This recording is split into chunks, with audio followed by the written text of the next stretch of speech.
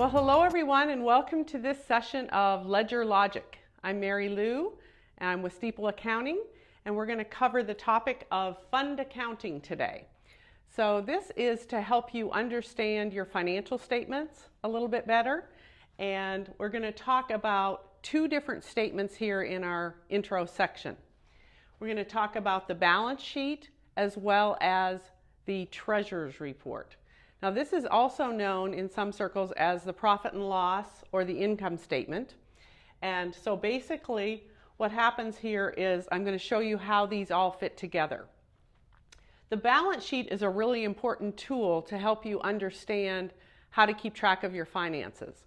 Whether you're a small business or a church, basically you want to have a good idea of exactly where you stand financially. So the balance sheet gives you those numbers. What happens is the balance sheet shows you three different accounts, and I call these permanent accounts. That means they carry over from year to year. So the first type of account they're called assets, and they are basically what your church owns. So I like to just put OWN here, and we talk about basically all the things that you have as property, money in the bank, investments, that kind of thing. So assets are described as what you own. Liabilities are what you owe. So that's OWE. And then those would be, examples would be payroll taxes, mortgages, which would be like a long-term type of liability. And then fund balances are the rest of your balance sheet, and that would be your equity. So if you were in a profit business, this would be your retained earnings or your profit, hopefully. In churches, we have a little bit of a different term. It's called fund balance. And those fund balances tell you how much money is in each of the pots that you have designated for different givings that come into the church, etc. So up here in your bank, in your assets, this is where the money is. And then down below, this is who it belongs to. So I always like to delineate and kind of distinguish between those two types of accounts. So that really rounds out our balance sheet. Our balance sheet is a permanent statement. It's a point in time, and we can take a snapshot of our finances and find out what's going on. Now, down below here, treasurer's report. This is also can be known as a P&L. You've probably heard that term, profit and loss or income statement. And this is a more fluid statement. So this is permanent. These are not really temporary accounts, but money flows in and out of them, and then the money ends up on the balance sheet.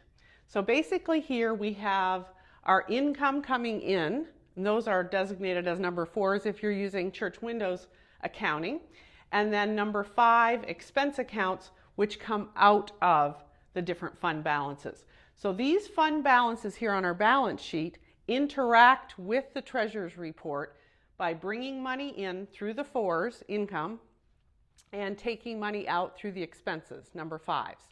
So 4s increase the fund balances and 5s reduce it. And that's how the treasurer's report and the balance sheet fit together.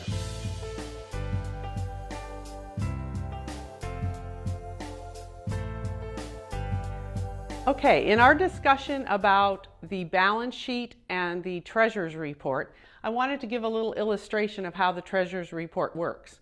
So what I have is a set of chart of accounts here on the screen, and you can see the assets, liabilities, and fund balances. Again, those are our permanent accounts. So we have a little star down here to show these 3 are the permanent ones that carry over from year to year. And then down below we have the treasurer's report, which money flows in and out of. So as an example, let's say that we had $1,000 contributed to the bank. You can see that here in blue.